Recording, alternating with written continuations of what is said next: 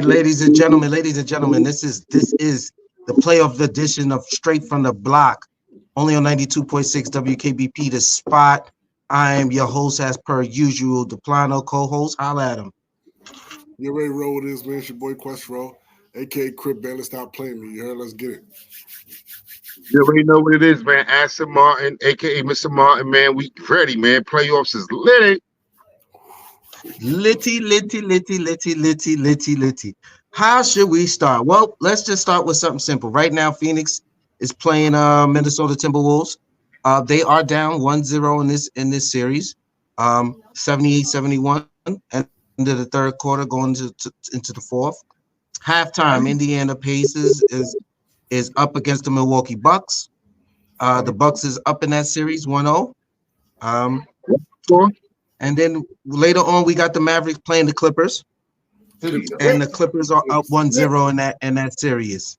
But let's talk about yesterday's game real quick. Let's talk about not even real quick. The only thing that's going to be quick about these playoffs is going to be the Orlando Magic and the Cleveland Cavaliers. That's the only thing look like about to be fast. All right, ladies and gentlemen, because Cleveland is up 2-0 in that series. They won yesterday 96-86, and Orlando just don't look like they got enough firepower to mess with Cleveland. So it looks like it's going to be a quick and short series. What's your guys' take on that series? Probably got enough dog to fuck with D. Mitchell, with Spider Mitchell. It's like in the playoff time, Spider knows how to carry a team in the playoffs. But this is the best team that he's ever been around, and they flopped last season because they feel like they underperformed versus the Knicks. They feel like they should have went to further last season. So Spider is back with vengeance, and there ain't nobody on Orlando to match his intensity. Orlando may win a game at home because their three-point shots are going to fall. They've been missing open shots. They may win one game, but that's about it. I agree. Donovan, in the playoffs, he turned to a whole nother monster. Yo, he's a beast, bro. He's consistent in the playoffs. Like when he get in the playoffs, he consistently smokes. And Magic ain't got nothing for it. But I will say this: the Magic, they're gonna beat somebody soon. Like they're getting better and better. They overachieved this season. If you really think about it. No, I'll say it better for you. This experience for those young boys is invaluable. Invaluable. The way that they're going to get smoked by Donovan Mitchell and the level that they're going to see, the mental level that they're going to see Donovan Mitchell take it to is what Pablo Banchero is going to know, oh, that's what I got to do. Franz Wagner is going to look and say, that's where I got to be. That's the mentality I got to have. Physically, we're going to be who we are, but mentally, we got to take it to another level. We got to take it to kill death mode. Every possession, I'm busting your ass. Every possession. They're going to learn. This is not really the topic of discussion, but I'm just going to say this. Orlando is a player or two away, and I'm going to just put it out there. I think the two players they need, Dwight needs to come back to Orlando and play the 5. And if they get Russell Wilson to run the 1, that team will be unstoppable. You said Russell Wilson? Well, I said Russell Wilson, Russell Westbrook. I'm bugging. I said Russell Westbrook, let that nigga run the 1. Let him run the 1. Wait, can we be more? It'll be a wrap. Can we be more realistic and not say the 40-year-old D. Howie? Can we say Andre Drummond? Let's just say Drummond. Let's say Drummond and Westbrook. Look. Okay, so what Andre Drummond do? Drummond. Wait. See, so this is the thing. Whatever D. Howie gonna do, Drummond gonna do for sure. And he's way younger than D. Howie. And more.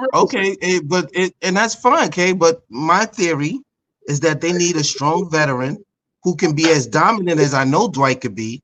I know Drummond still got some legs up under him. I don't care. It could be Drummond, but I like what the shot blocking. I like some other things that Dwight brings to the team that they don't have.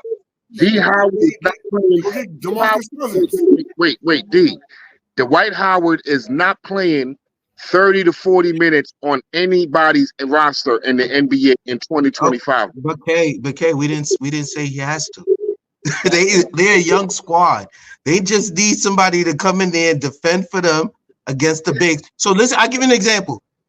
Answer me this: with the size that the Cleveland Cavaliers have in Mobley and Jared Allen, you get what I'm saying?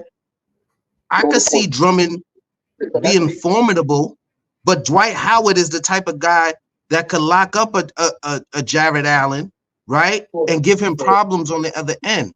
And then they don't have another big to guard him. He don't have to play 30 minutes though to do that. That's all I'm saying. I think it's just names I'm throwing out there because that's not what we even supposed to be talking about. I'm just saying I could see them meeting two veterans to come in. We're not talking about the big fish. We talking about what we came to talk about. Yes. Okay. So let's talk about these other two exciting games. Let's start with this one. A lot of clock ticking here. Lowry got the pick. DiVincenzo comes out of the pack. DiVincenzo finds Brunson. Great defense here by the Sixers. Brunson gets a prayer of a bounce. 2-point game. Maxey hits the deck. Hart takes it from him. Shot clock is off. DiVincenzo, no. Hardenstein with an offensive rebound. Another chance here. DiVincenzo. He's got it. The Knicks have the lead again. Their defense turning into offense. What a flurry for the Knickerbockers. So on tilt. Yes, on tilt. On tilt. There's footage of everybody outside the garden partying. Y'all already see what it is, ladies and gentlemen. Orange and blue skies. Listen, as I told people today, it feels good. You got to celebrate the Knicks when they doing good in the moment because you could collapse at any given time. I aged 3 years last night. Just watching that game. It was, as per usual, it's always a stressful occasion watching the Knicks down to the wire trying to win a game, but they pulled it out. And I think Philly definitely gets one at home, but I can see this being over in 5 because all of this is happening without Jalen Brunson playing well.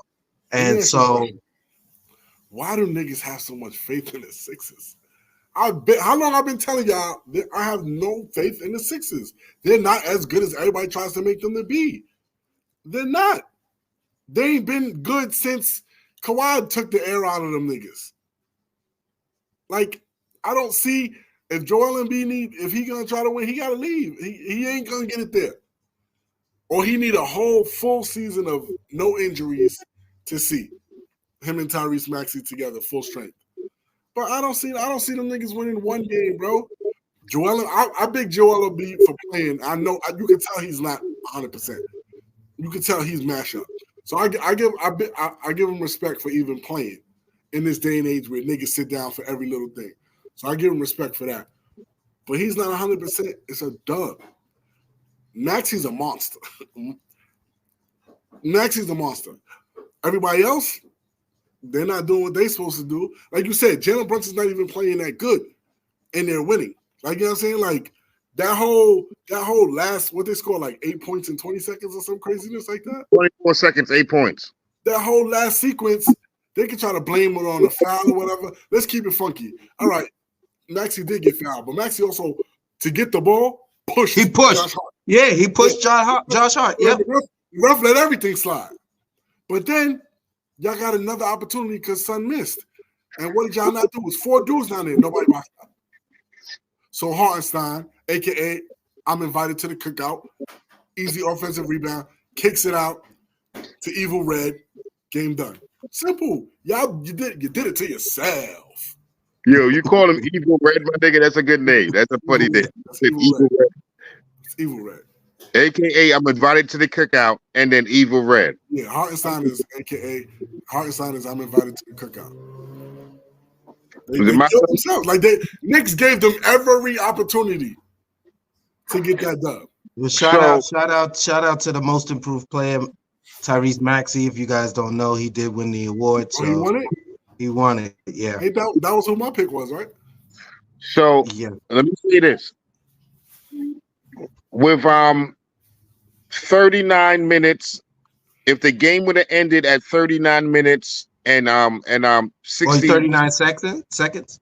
39 minutes and 40 something seconds, Tyrese Maxey would have been a story he would have been the talk of the town, because that motherfucker, the 76ers was on an 18-6 run the final 7 minutes of the game in the fourth quarter, and Maxey had 11 of that 18.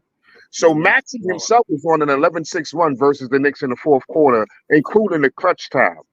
But them final 24 seconds, when Brunson hit that shot and then all hell broke loose, Hartenstein came up with the play. OG showed his IQ by kicking it out to DiVincenzo again. DiVincenzo showed his championship IQ by being ready for that second chance opportunity, because he done played in Golden State and know I'm going to get a second crack at it. I'm just going to be ready. I don't give a fuck. I'm just ready to shoot the shot that's going to put us up. I'm not trying to drive to get a dunk to tie this motherfucker. I'm ready to shoot the shot to put us up by 1. That's championship mentality, championship IQ, and shit that you just can't teach. His foot was set and ready. He was in the shooting position, ready to grab and shoot. Even though he just missed the last one, and he may have been shooting bad for the game, but in the clutch moments, when the clutchness needed to happen, DiVincenzo, a Villanova champion, alongside Brunson and Josh Hart, was fucking ready, B. Ready to live up to that moment, ready to take that big shot and live in God and glory for life. Because that's what the fuck he just put himself in. That commercial is going to be played 10, 15 years from now. That sequence. You know what I'm saying? Listen. As far as the foul and the non-call, that's the difference between regular season basketball and playoff fucking basketball, motherfuckers. If you want it, go get it. Don't blame the refs. Don't look for the refs, and don't expect the refs to bail you the fuck out. Yeah, he let one foul go. He got to let that one go. And you want the glory, you want the max contracts and everything that comes with it, my nigga, go get it. You know what I'm talking about? And the 76ers ain't do it. From the coaching staff down to the motherfucking players on the field. Because a motherfucker like Eric Spoelstra would have ran out on fucking mid-court, and you'd have had to give funky, like, hold on. You had to give Eric Spoelstra a tech or a timeout, because he seen his players wasn't ready to execute in the clutch moment. So the coach would have took over, and either you're going to give me a tech because I'm in half court, I'm on the court, I'm at the fucking free throw line screaming for a timeout. So give me my time. He wasn't even doing that. If you preed it, he kind of like he was kind of like faking it. And when he seen the play didn't like work in their favor, then he started trying to go crazy with the timeout. Because at first he was on some. Hey, this New York. We ain't with none of that fuck with you. Hear me? Right. This is New York. That's the Garden. The rest was on their New York shit. They was on their playoff shit. We ain't with none of that. No harm, no foul. If he ain't bleeding, I'm not if that nigga, it's all good. Fuck all of that. Fuck all of that. As a Knicks fan, I've been on the other side of that shit for too long to hear motherfuckers complain they ain't get no call. I watched this entire year Jalen Brunson go to the rack and not get foul calls all year long, and now all of a sudden, and then they doing stupid shit like we doing a review, and the NBA refs realize they missed some calls. So fucking what? They do that shit all the time. And then the person of all people who had the nerve. Not yet. Oh my God. No, that shit got me tight, bro. Tight. Talk your shit, D. Got me tight. Your team, you and your team has shot more free throws in the NBA this year than any fucking body. And the first game the defending champs get more free throw attempts than y'all bitch asses, all of a sudden you don't understand what's going on with the refs. You don't understand what. Matter of fact, what's the challenge mentally and emotionally after you lose such a heartbreaking game? I mean, yeah, of course it's a heartbreaking game. You don't ever want to lose in that fashion. I don't understand what's going on in the replay center, to be honest. I think I said it this year or last year, whatever. D'Lo clearly gets hit in the face on a drive. What the fuck do we have a replay center if it's going to go? It doesn't make sense to me. It makes no sense to me. It bothers me. Sorry I didn't answer your question, but that is like.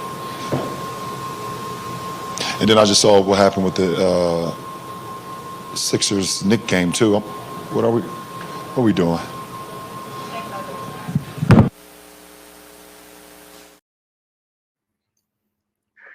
That's got to be the biggest bitch moment I've ever seen in my life. I've never seen someone act like a female more in my whole life. I've never been more disappointed in LeBron James in my whole life, because I've told people this for years, time and time again.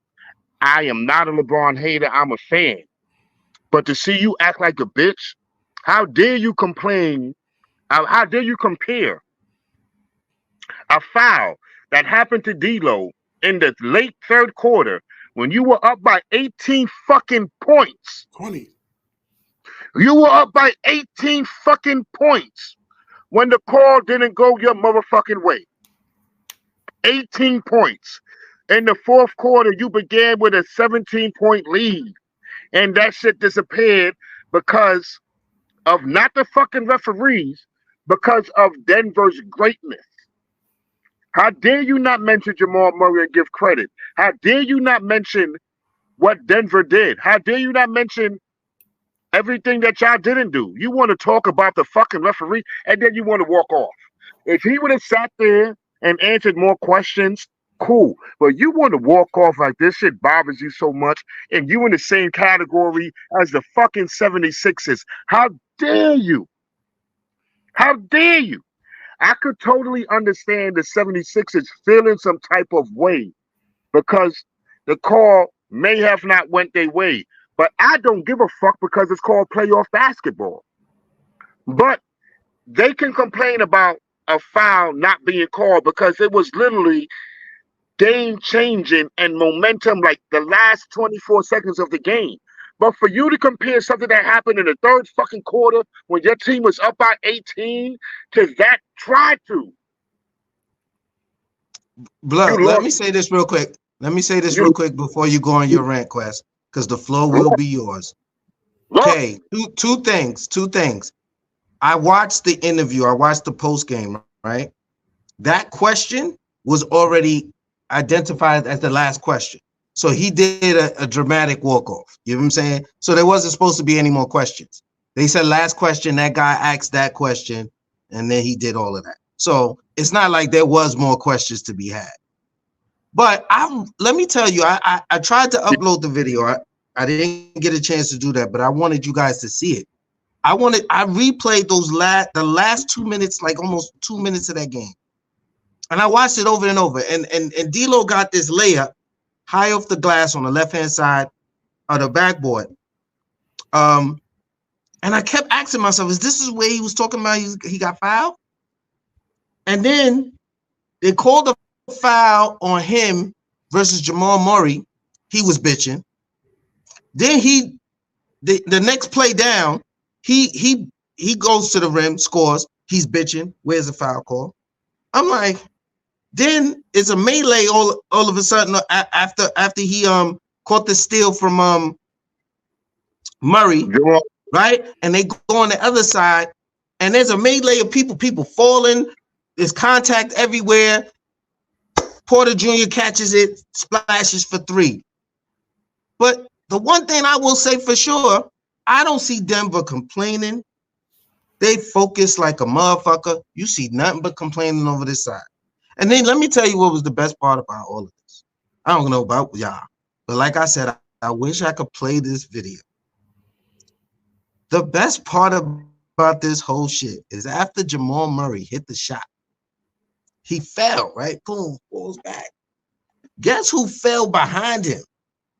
Anthony Davis. The nigga was on their bench, basically, stuck because it was a melee. Ah, everybody! Ah! So Anthony Davis is like this, trying to get up.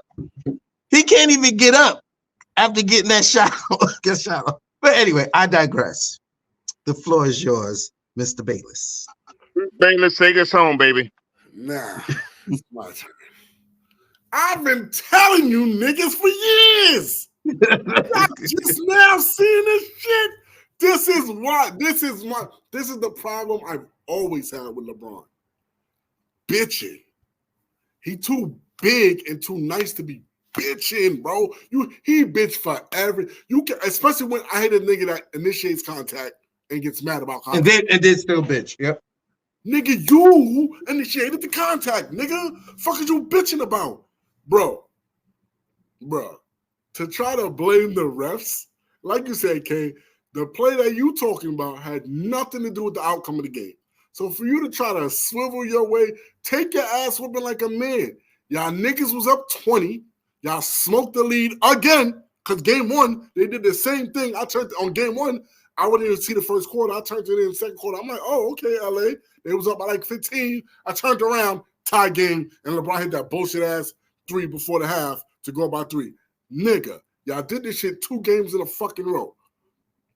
AD played his ass off. It was bad. It was just bad. Bad coaching, bad playing, bad everything. And I try to tell niggas from earlier, the Lakers been trash all season. Why is people looking at it like it? They've been trash all fucking season. This is regular Lakers basketball all season. They wasn't gonna beat nobody in the West in the first round. They're trash. They've been trash. They defer. AD was killing, and then you stop giving him the ball. Darvin Ham, you're dumb. Why would you not give the nigga the ball that's killing? Then he had one shot in the fourth quarter.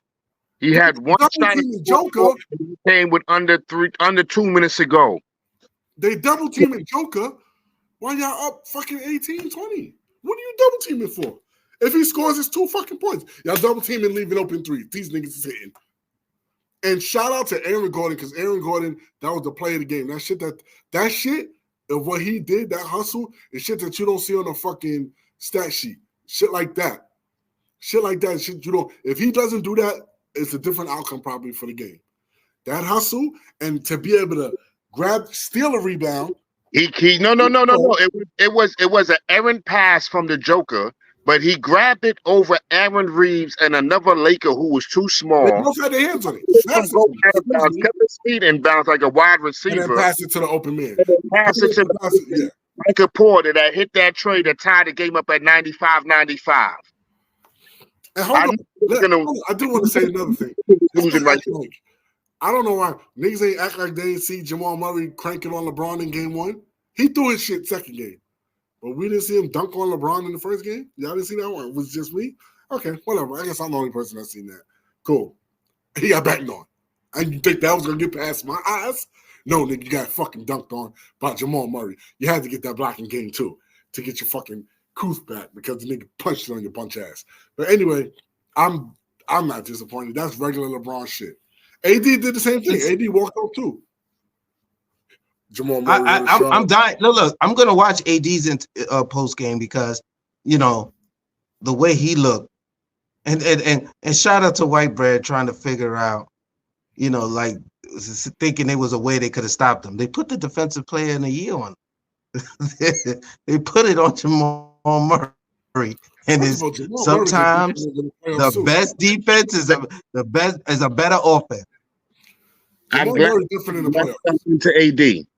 I'm glad y'all went to AD because anything that AD does, he learns from LeBron, his big brother, his mentor, his OG, his veteran, his big homie. So if LeBron is gonna come up here and act like a bitch and drop the mic and storm off, then I'm gonna do the same thing too.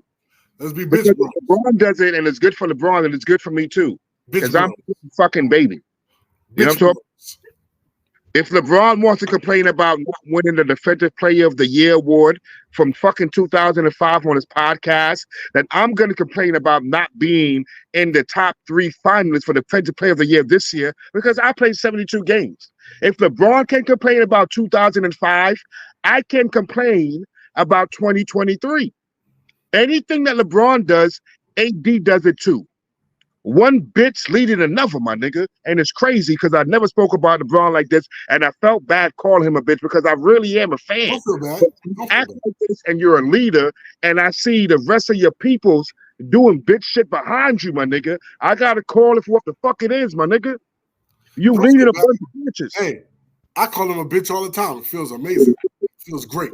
I call him a bitch. Like, I ain't gonna lie. Like, the second time it felt better, but the first time it felt weird. But the second time it felt like it felt.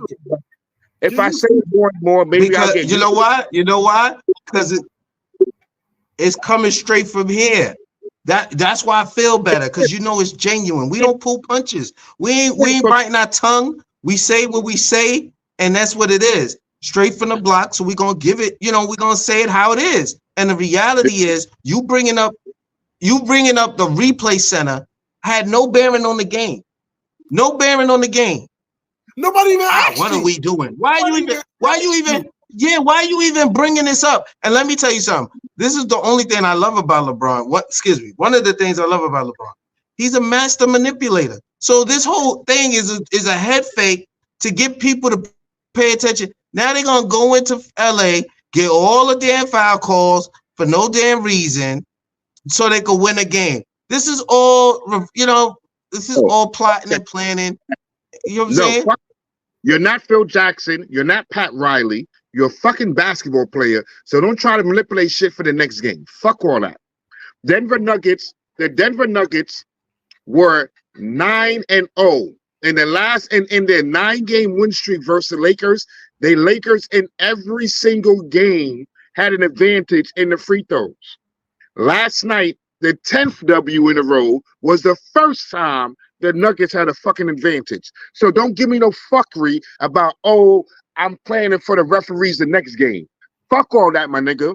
Plan for your fucking teammates to make more shots when you got the fucking lead. Plan for your coach to keep on running AD. AD was straight attacking Joker and killing until the fourth quarter when Joker started setting that nigga. I seen Joker grab a rebound and take this shit coast to coast back-to-back times. Look at AD and said, I'm coming right at you, my nigga. Hold this. AD can't guard. Hold this. They can't guard each other. What are you talking about? First of all, and besides nobody could guard you. Like, nobody even asked him. So you just said it. And your hat is stupid. Like, I didn't like the hat. The hat made everything worse. If he didn't have that hat on, it probably wouldn't have been as bad. But that fucking stupid-ass hat was on, and it made the whole fucking thing worse. You bitch in with a stupid-ass hat, and you walk off. Fucking kill the whole shit. Kill the fucking whole shit. Stupid hat, bitching ass. No. I don't like it. I don't like it at all. Well, but NBA players can see something now because you got the blindfold off now. Now your bitch blind is off.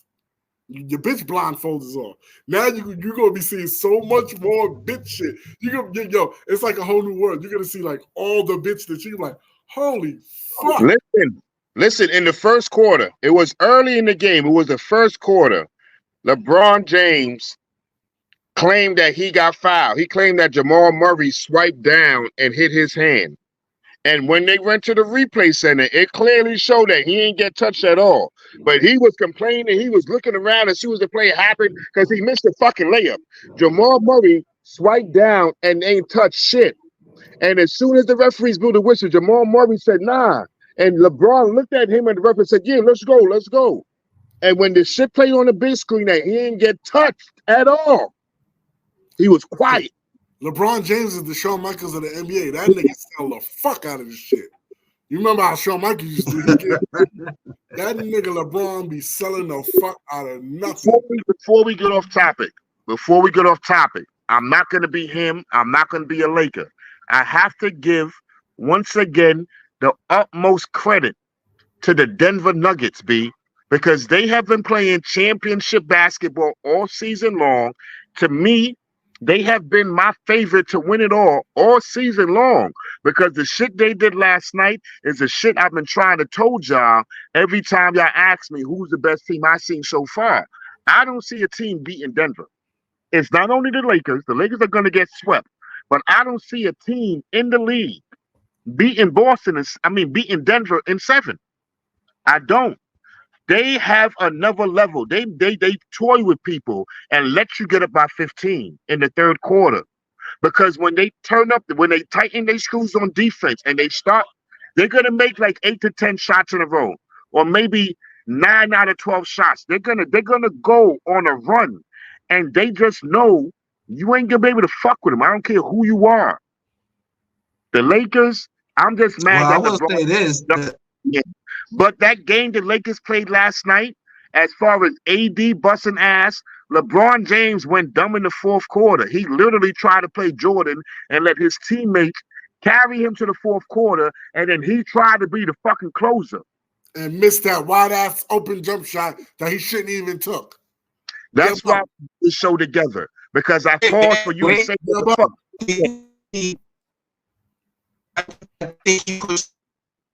And then once he missed that shot and left all that time, because as a high IQ basketball player that he is, he took that shot because he was so open and left 13 seconds for Jamal Killer Murray to outshine him.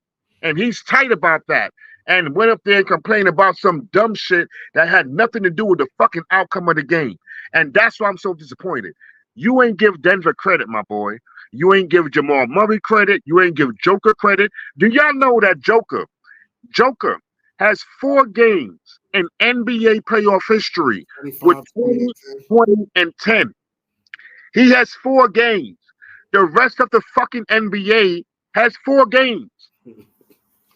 27-20. Times so I can really understand what I just said. He has 4 games in NBA playoff history where he has a 20, 20, and 10 triple-double. It's 20, 20, and 10. It's 25, 20, and 10. 25, 20, and 10 triple-double. The rest of the league, that's Wilt Chamberlain, Michael Jordan, Elgin Baylor, Oscar Robertson, everybody you could fucking think of that ever laced it up and played in the NBA combined has 4.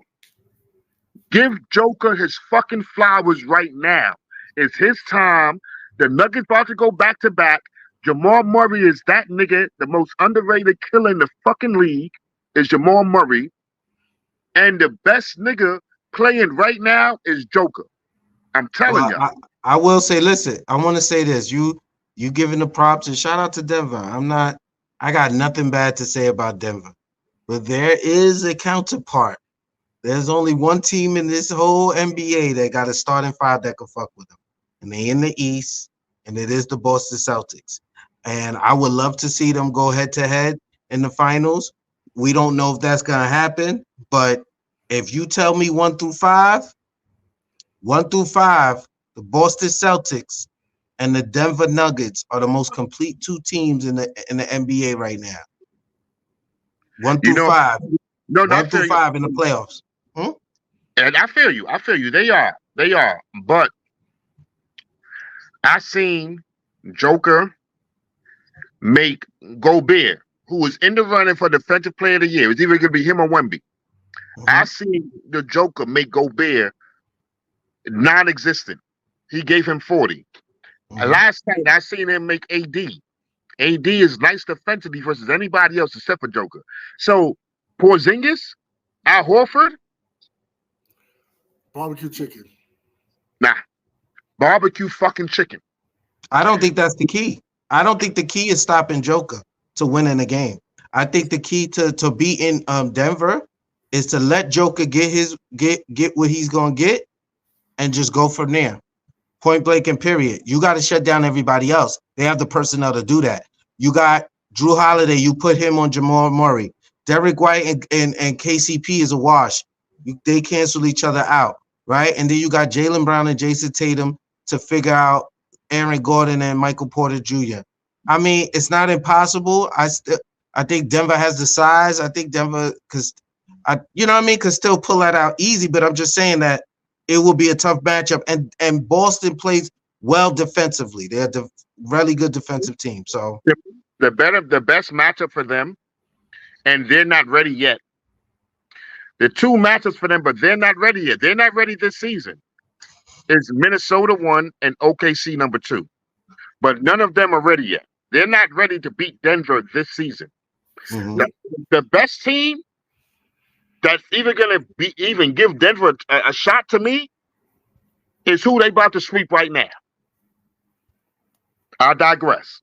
Speaking of Minnesota, Phoenix is fucking trash, bro. Is that game over? Let me check the score. 40-something seconds left. Pack these niggas up. I don't see Phoenix. Crazy. I see that Minnesota is a team. Like they got a good coach and they got a team. They got a well-rounded team. Like I was watching this game, and in the first half, when between Anthony Edwards and Big Cat, they had like 5 points, but Phoenix was only up by like 3 points. So everybody else besides Big Cat and Anthony Edwards found the way. Conley was killing. Mike Conley, the veteran point guard, realized that Big Cat was in foul trouble and stepped up his scoring when his team needed it the most. That's Phoenix' problem right there. They don't have a Mike Conley. They don't have a veteran. They don't have a point guard. They need a point guard. In the playoffs, it shows. Because what I just said, when the team needed scoring, Conley said, let me give y'all 11 in this quarter when Big Cat got 3 fouls. And my team needs me. Listen. Well, Jaden McDaniels got like 25. Anthony Edwards, he got them niggas believing, bro. He got them. He brings something out of that team, bro. Like, he make these niggas believe. And that nigga believe, bro. You see how he was talking to KD? Like, I told you can't guard me with your old ass. Like, yo, this nigga is fucking love this kid. So let me ask you something, because I asked you this in the group chat, Quest, but I'll ask this of now the Phoenix Suns, right? Phoenix Suns don't look like they're going to win this series, right? But if they don't, Kay, and I'm asking you because I think you'll still be the best one to answer this. Do they run it back, or they try to figure out they reconstruct the team? What do they do? They need a point guard. They need a point guard. They don't have, unless they say, hey, Bill, nigga, you be the point guard. You got to defend. No, it's not about, they're already trying that. Stop making somebody they're not what they're not. They need a point guard. You're right. These are basketball players. If he wanted to, James Harden could score, but James Harden deferred and started doing point guard shit. He could do it if he wanted to. But it's 3 of the same nigga. These niggas it's Booker, Bill, and KD's the same nigga. Score first niggas. They need a point guard. They need somebody that's going to get these niggas. They need somebody that's going to run the offense. They don't have that, and that's why they suck. I'm going to tell you right now, I'm not going to take credit for it. You know what I'm saying? Credit where credit is due. Kenny Smith said it last night. Kenny the Jet Smith said it last night on TNT. The hardest job for a point guard is to tell somebody no. He said, think about being a point guard with Shaq and Kobe. You got to tell Kobe no to get the ball to Shaq when he's hot. You got to tell Shaq no to get the ball to Kobe when he's hot. You understand what I'm saying to you? Phoenix needs a point guard to tell Booker, I don't care if you're in your feelings because you're light-skinned, KD's hot. I don't care if all 3 of you niggas is in your feelings right now. We need to establish Nurk. Because if we don't get Nurk going on the scoring side first, we're going to be fucked in the 4th quarter. You know what I'm saying? Like, we've said this all along about Phoenix, but like I just said about Conley exposes what they don't have on the other side of the court. When you see what Mike Conley brings to Minnesota, you see what Phoenix is lacking on the other side. Like, if you're a basketball dude, you just see it. You know what I'm saying? And then you see it even more because not only do they have Conley, but when Conley goes to the bench, they got Monte Morris. What's Monte Morris? A veteran fucking point guard that's been in the league, played on plenty of playoff teams, and know how to just be a veteran fucking point guard. I'm not here to score 20 points off the bench. I'm here to score playing tonight. So it's just to show you that if Phoenix wanted one, they could have got one because Minnesota got 2, and they up by 2-0 right now. That's all I'm gonna say. Wait.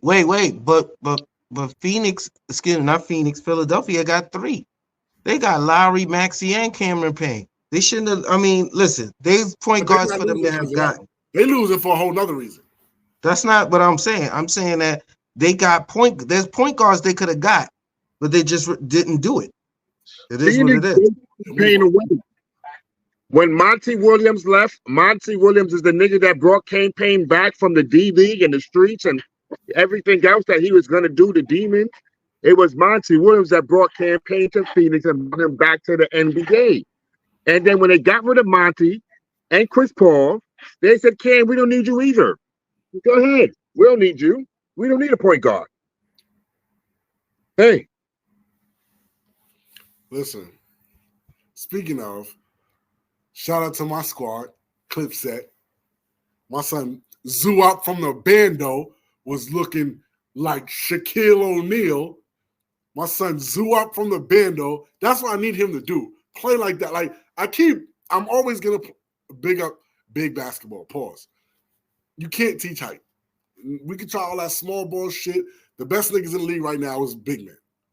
Again, you know what I'm saying? Like the better niggas in the league is big. You can't teach height. And if you're too small, you're too small. And Zuop was making them niggas look small. Yeah, he was he definitely was bodying them. Stop playing with me. Stop playing with me. I can't. You're too little. You're too little. Yeah. I can score. I can score. Y'all must have forgot I can score. I'm on my point guard shit, but don't act like y'all can't get a quick 30. Like, stop playing with me. And Kawhi's playing tonight. I want to see how this guy. They took the air out the niggas quick because I ain't gonna lie. I was a little skeptical because Dallas going into the playoffs won like the last 11 out of 12 or something like that. So yeah, they had picked against the Clippers, which was weird to me. I wasn't gonna do that because one, Dallas but they wasn't beating really good teams. Like they weren't, you know what I'm saying? Like they were beating the teams they should beat. So you know what I'm saying? But I just, when you hot, and you coming in hot. It's Kyrie and fucking Luka Doncic, nigga. Like, you know what I'm saying? But they can't. I watched that game, and I'm gonna just tell you this: they can't win with Luka. Dallas is not gonna be able to win with Luka. You don't think so? I watched this. Never heard about it. Okay, I'm gonna say this again, and I'm gonna say it with my chest. Say it with your chest.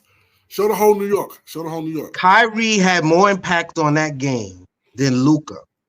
Luka slows down the game, and he kind of does what Melo used to do, which the ball sticks to him, and you wait for him to score.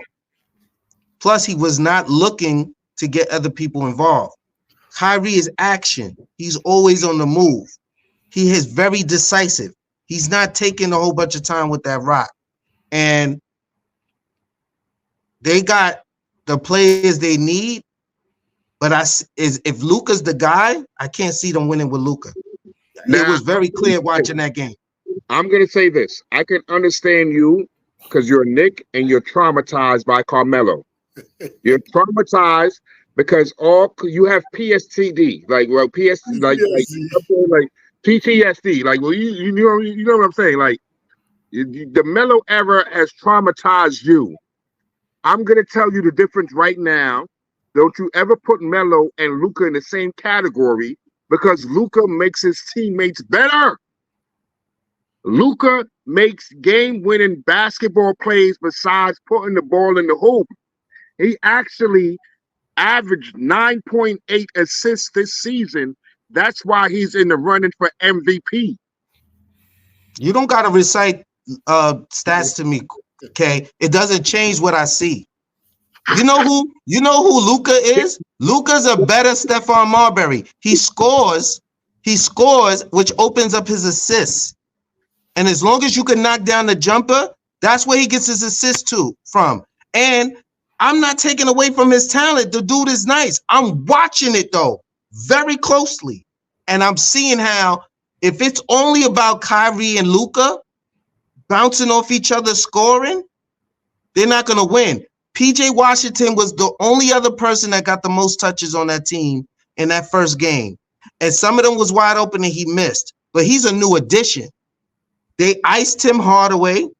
They couldn't get Gafford, was undersized. They was hoping they was going to get something with Kleebler. Who else is? Derek Jones did nothing. No, I'm telling you, he doesn't create to open it up for the teammates. He scores and then gives it to his teammates. Dante Exum is that guy. Dante Exum is the guy that's been balling that made you forget about Tim Hardaway Jr. because Dante Exum was playing ball. You know what I'm saying? I've been watching. I've been watching. Kay. I need you to believe me when I say I've been watching. Right? His life has been. He's got a new life in Dallas. Exum was out the league for a minute. New life in Dallas, and I seen what he's been doing under Jason Kidd. But it's J Kidd, right? It's J Kidd. I'm not surprised, right? He knows talent when he sees it, and he knows how to work with a point guard. But I'm telling you, Luka is still the guy. Because Luka's the guy, watch this game. First of all, I already knew they were outmatched versus the Clippers. But if Kawhi even plays half this game, halfway decent, this is going to be a blowout. I can't see them keeping up with the Clippers. I'm going to tell y'all right now, though. We too deep. The only team that may be able to beat the fucking Denver Nuggets is a healthy Clipper team. With Kawhi all the way healthy, Zubac, Plumlee, Westbrook, Harden, everybody, and Kawhi on championship. The Clippers can't face them niggas right now. They got to face them in the Western Conference Finals when Kawhi's been back and then played a few games, and it's, you know what I'm saying, in rhythm. Because Michael Porter Jr. is in rhythm. Aaron Gordon is in rhythm. You know what I'm saying? Bobby Smurder, my nigga Reggie Jackson is in rhythm. Jamal Murray's, like, everybody on Denver is in fucking rhythm because they've been balling all season. So they got it. They can't face them the next round. They got to wait till the Western Conference Finals. That's why I said. That's why I had in the conference finals. Clippers and listen. We made our picks. We can always go back to it. I had the Clippers up there. So, but what the thing is, another thing they did, they made your man Russ mad. I don't know why Russ was so angry this last game, but he was on 1,000. He was on 1,000. And when you get Russell Westbrook angry, I don't know. Whoa, no, he's always angry. Once he's healthy and 100%, his team is the best thing for him. The world made him angry. Everybody makes him angry. He wakes up angry. He's happy, and for his teammates, he's the best teammate. But if you're going against him, he's always fucking angry. He's trying to dunk on you. He's trying to tear your fucking heart out. He's trying to steal from you. And he got the most energy because he knows you only got to give 20 minutes a night. So that's your problem to deal with every night. He's angry man on the court because you don't have nothing to go with that. That's our key thing. We got him wilding off the bench. Mavericks don't have nothing to go with that. They don't have nothing for that, bro. Like Russell Westbrook, I'm so happy he's here. He's happy. You can tell he's happy. He always plays his heart out. But they don't have nothing to compete with that. Who they got coming off the bench that